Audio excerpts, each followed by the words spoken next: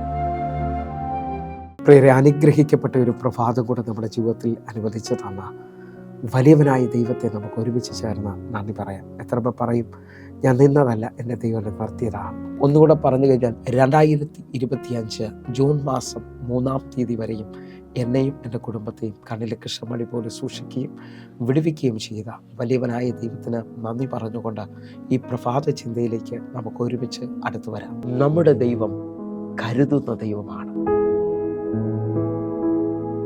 പ്രിയരെ, പ്രാരംഭ വാക്യത്തിലേക്ക് 1 പത്രോസ് 5-ാം അധ്യായം അതിൻ്റെ 7-ാമത്തെ വാക്യത്തിലേക്ക്. അവൻ നിങ്ങൾക്കായി കരുതുന്നവനാകയാൽ നിങ്ങളുടെ സകല ചിന്താകുലവും അവൻ്റെ മേൽ ഇട്ടുകൊള്ളുവിൻ. പ്രിയരെ, നമ്മോട് ഈ പ്രഭാതത്തിൽ ദൈവം ഇടപെട്ട അനുഗ്രഹിക്കപ്പെട്ട വചനത്തിനായി നമുക്ക് ഒരുമിച്ച് ചേർന്ന് ദൈവത്തിന് നന്ദി പറയാം. ഈ പ്രഭാതത്തിൽ ദൈവം നമ്മെ കേൾപ്പിച്ച വചനം എൻ്റെ ദൈവം കരുതുന്നവനാണെന്നുള്ളതാണ്. ആ കരുതലുകളെ ഓരോ ദിവസവും തിരിച്ചറിയാൻ കഴിയേണ്ടതിനായിട്ട് ദൈവത്തിൻ്റെ കരുതലുകൾ എപ്പോഴാണ് നമ്മുടെ മേലിൽ വെളിപ്പെടുന്നതെന്ന് പത്രോസ് വിളിച്ചു പറയാണ്. സകല ചിന്താകുലവും നമ്മിൽ നിന്ന് മാറുമ്പോൾ ശത്രു എപ്പോഴും നമ്മുടെ ഉള്ളിൽ ആകുലതകളും ചിന്തകളും കൊണ്ടുവന്നിട്ട് എങ്ങനെയെന്നുള്ള ചോദ്യങ്ങൾ വെളിപ്പെടുത്തും. എന്നാൽ ദൈവവചനം ഉൽപ്പത്തി മുതൽ വെളിപ്പാട് വരെയും ശ്രദ്ധിക്കുന്നവർക്ക് വ്യക്തമായി മനസ്സിലാകും, തൻ്റെ ഭക്തന്മാർക്ക് അതാത് സമയങ്ങളിൽ ദൈവത്തിൻ്റെ കരുതലുകൾ വെളിപ്പെട്ടതായിട്ട്. ഞാനും നിങ്ങളും മുമ്പോട്ട് പോകണമെങ്കിൽ നിശ്ചയമായി ദൈവത്തിൻ്റെ കരുതൽ കാണാതെ മുമ്പോട്ട് പോകുവാൻ കഴിയത്തില്ല. എന്നാൽ എന്നെ ശ്രദ്ധിക്കുന്നവരെ, മത്തായിയുടെ സുവിശേഷം 6-ാം അധ്യായം അതിൻ്റെ 26-ാമത്തെ വാക്യം എന്നെയും നിങ്ങളെ ഓർപ്പിക്കുകയാണ്. ആകാശത്തിലെ പറവകളെ നോക്കുവിൻ, അവ വിതയ്ക്കുന്നില്ല, കൊയ്യുന്നില്ല, കളപ്പുരയിൽ കൂട്ടിവെക്കുന്നതുമില്ല, എങ്കിലും സ്വർഗസ്വനായ നിങ്ങളുടെ പിതാവ് അവയെ പോറ്റി പുലർത്തുന്നു. അവയേക്കാൾ നിങ്ങൾ ഏറ്റവും വിശേഷത ഉള്ളവരല്ലയോ? ഈ വായിച്ചു കേട്ട വാക്യത്തിനകത്ത് വ്യക്തമായി ദൈവം എന്നോട് നിങ്ങളോട് പറയുക, ആകാശത്തിലെ പറവകളെ നോക്കുവിൻ, അവ വിതയ്ക്കുന്നതുമില്ല, കൊയ്യുന്നതുമില്ല, കളപ്പുരയിൽ കൂട്ടിവെക്കുന്നതുമില്ല, എന്നാൽ സ്വർഗസ്വനായ നിങ്ങളുടെ പിതാവ് അവയെ പോറ്റി പുലർത്തുന്നല്ലോ. അവയേക്കാൾ ഞാൻ നിങ്ങളും വിശേഷതയുള്ളവരാണ്. വിശ്വസിക്കാൻ പറ്റുമെങ്കിൽ ഈ പറവകളെ നോക്കി എനിക്ക് നിങ്ങൾക്കും ദൈവത്തിൻ്റെ കരുതലുകളെ ഗ്രഹിക്കുവാൻ, ആഴമായി മനസ്സിലാക്കുവാൻ കഴിയും. പറവ ഒരു നാളും ആഹാരം കിട്ടിയിട്ടില്ല എന്ന് പറഞ്ഞുകൊണ്ട് സൂയിസൈഡ് ചെയ്തതായി കാണുന്നില്ല. എന്നെ കേൾക്കുന്നവരെ, ഇന്ന് ഞാൻ നിങ്ങൾ ഈ പ്രഭാതത്തിൽ തിരിച്ചറിഞ്ഞാട്ടെ, വ്യക്തമായി വാഗൊണ്ട് പറയാൻ പറ്റുമെങ്കിൽ പറഞ്ഞാട്ടെ, എൻ്റെ ദൈവം കരയുന്ന കാക്ക കുഞ്ഞുങ്ങൾക്ക് അതാതിൻ്റെ ആഹാരം കൊടുക്കുന്നവനാണ്. എൻ്റെ ദൈവം എനിക്ക് വേണ്ടി കരുതുന്നവനാണ്. ഈ വചനം നിങ്ങളോട് പറയുമ്പോഴും ഞാൻ വിശ്വസിക്കുന്നു, അന്നുള്ള ആഹാരം തന്നു വഴി നടത്തുന്ന, അന്നുള്ള എൻ്റെ ആവശ്യങ്ങളെ അറിയുന്ന എൻ്റെ കർത്താവ് എനിക്ക് വേണ്ടി പുത്തൻ വഴികളെ തുറന്നിരിക്കും. നിങ്ങൾ വിശ്വസിക്കുന്നവരാണെങ്കിൽ ആ കരുതലുകൾ, ഈ മണിക്കൂറുകൾ നിങ്ങൾ അറിയാൻ പോകുകയാണ്. 147-ാം സങ്കീർത്തനം അതിൻ്റെ 9-ാമത്തെ വാക്യം നിങ്ങൾ ശ്രദ്ധിച്ചാൽ, അവൻ മൃഗങ്ങൾക്കും കരയുന്ന കാക്കക്കുഞ്ഞുങ്ങൾക്കും അതാതിൻ്റെ ആഹാരം കൊടുക്കും. ഈ വാക്യത്തിനകത്തൊരു ഭയങ്കര ആഴമുണ്ട്.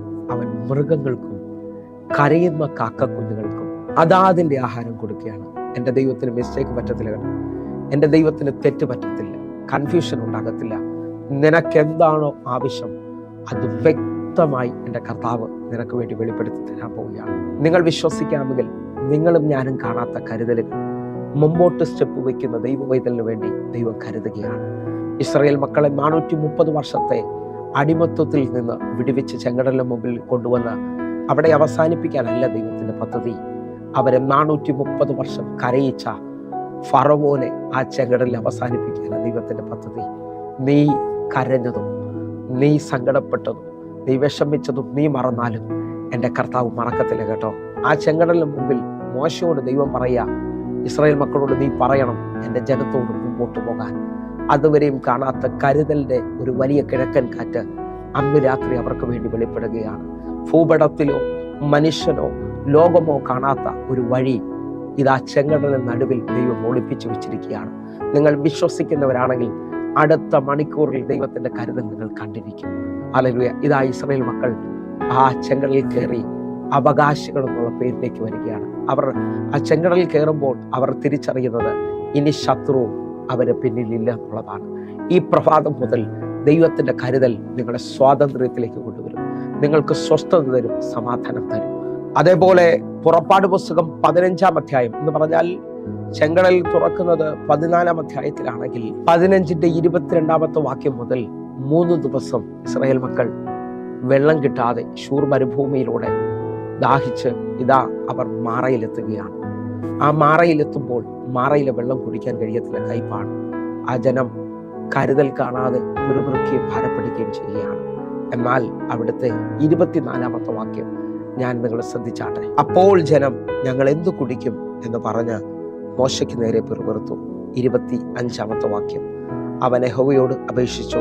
യഹോവ അവനൊരു വൃക്ഷം കാണിച്ചു കൊടുത്തു. അവൻ അത് വെള്ളത്തിൽ ഇട്ടപ്പോൾ വെള്ളം മധുരമായി തീർന്നു. നിങ്ങൾക്ക് എത്ര പേർക്ക് ഉറപ്പിച്ച ദൈവത്തോട് നന്ദി പറയാൻ പറ്റും? എൻ്റെ കർത്താവ് നിന്റെ നിലവിളിയിൽ, നിന്റെ വിഷമത്തിനകത്ത് നീ കാണാത്ത വലിയ കരുതലുകൾ ഒളിപ്പിച്ചു വെച്ചിരിക്കുകയാണ്. ഇസ്രായേൽ മക്കൾ ഒരിക്കലും പ്രതീക്ഷിച്ചില്ല അങ്ങനൊരു വൃക്ഷം ദൈവം അവിടെ ഒരുക്കിയിട്ടുണ്ടെന്നുള്ളത്. ഹല്ലേലൂയ.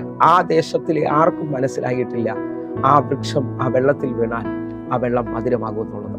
എന്നാൽ തൻ്റെ ജനം അവിടെ വന്നപ്പോൾ ഇതുവരെയും കാണാത്ത കരുതലുകൾ ദൈവം തുറക്കുകയാണ്. ഞാൻ ആത്മാവിൽ നിങ്ങളെ നോക്കി പ്രവചിക്കുകയാണ്. ഇതുവരെയും മറ്റാർക്കും വെളിപ്പെടാത്തതുപോലെ നിങ്ങൾക്ക് വേണ്ടി ഈ പകൽ ചില കരുതലുകൾ വെളിപ്പെടും. ഇതേപോലെ ഇസ്രായേൽ മക്കൾക്ക് കരുതിയതുപോലെ നിങ്ങളുടെ കണ്ണിൽ മറവായത് ചിലത് വെളിപ്പെടും. വിശ്വസിക്കുന്നതിനുണ്ടെങ്കിൽ നമ്മുടെ ദൈവം കരുതുന്നവനാ. നമുക്ക് കണ്ണുകൾ അടയ്ക്കാൻ പ്രാർത്ഥിക്കാം. ഞങ്ങളെ സ്നേഹിക്കുന്ന ഞങ്ങളുടെ നല്ല കർത്താവെ, പൂർണ്ണ ഹൃദയത്തോടെ ഞങ്ങൾ ഒരുമിച്ച് ചേർന്ന് ഞങ്ങളുടെ മക്കൾക്ക് വേണ്ടി പ്രാർത്ഥിക്കുന്നു. കണ്ണുനീരിൻ്റെയും കയ്പിൻ്റെയും അനുഭവങ്ങൾ മാറട്ടെ. ഇവർ നന്മയും മധുരവും അനുഭവിക്കട്ടെ. യഹോവ തേനിനേക്കാൾ മധുരമെന്ന് ഇവർ രുചിച്ചറിയട്ടെ. യേശുവിൻ്റെ നാമത്തിൽ ഞങ്ങൾ ഒരുമിച്ച് പ്രാർത്ഥിക്കുന്നു. ഒരു ദൈവ പ്രവൃത്തി ഇപ്പോൾ ഇവരുടെ മേളിൽ വെളിപ്പെടട്ടെ. യേശുവിൻ നാമത്തെ ഞാൻ പ്രാർത്ഥിക്കുന്നു. സ്വർഗത്തിലെ ദൈവം ഇവർക്ക് വേണ്ടി അത് ചെയ്തതിനായി നന്ദി. ആമേൻ, ആമേൻ, ആമേൻ. പ്രിയരേ, ഈ ബ്ലെസ്സഡ് മോർണിംഗ് നിങ്ങൾക്ക് അനുഗ്രഹമാകുന്നു എങ്കിൽ എന്നെ കേൾക്കുന്ന, എന്നെ കാണുന്ന ഓരോ ദൈവമക്കളും നമ്മുടെ യൂട്യൂബ് ചാനൽ സബ്സ്ക്രൈബ് ചെയ്യും, ഫേസ്ബുക്കിലേക്ക് നിങ്ങൾ ജോയിൻ ചെയ്യണമെന്ന് ഓർപ്പിക്കുന്നു. അതേപോലെ തന്നെ എല്ലാ ദിവസവും ഇന്ത്യൻ സമയം വൈകിട്ട് 6 മണിക്ക് നമുക്ക് സൂമിൽ ആരാധന നടത്തുന്നു. അനേകായിരങ്ങൾക്ക് അത് കൂടുതലായി തീർന്നിട്ടുണ്ട്. നിങ്ങളെ ക്ഷണിക്കുന്നു. നിങ്ങൾ കടന്നു വന്നാട്ടെ. God bless you. ആമേൻ.